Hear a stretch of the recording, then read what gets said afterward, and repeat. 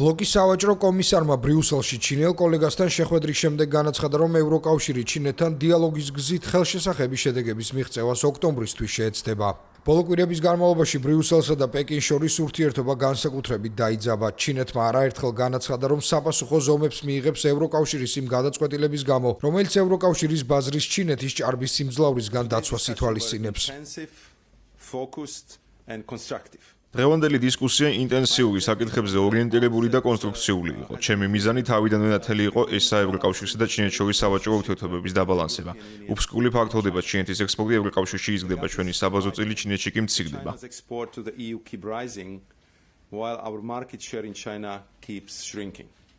ევროკავშირი ჩინეთთან მზარდი სავაჭრო დეფიციტის წინაშე დგას, რომელმაც რეკორდულ მაჩვენებელს დღეში 1 მილიარდ ევროს მიაღწია. ივნისში გამართულ ევროკავშირის ბოლო სამი წევრმა სახელმწიფოებმა ევროკომისიას მანდატი მისცეს, რომ სავაჭრო ურთიერთობების დაბალანსების მიზნით პეკინთან დიალოგი აწარმოოს. ჩვენს გუნდებს აქვთ მანდატი და ამბიციური გრაფიკი, რათა მიმდინარე წლის ოქტომბრისთვის ხელშესახებ შედეგებს მიაღწიონ.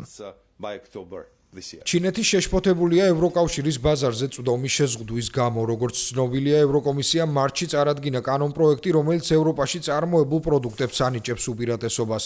მეორე მხრივ, ევროკავშირის ბიზნესებსაც არ აქვს სრულად წვდომა ჩინეთის ბაზარზე.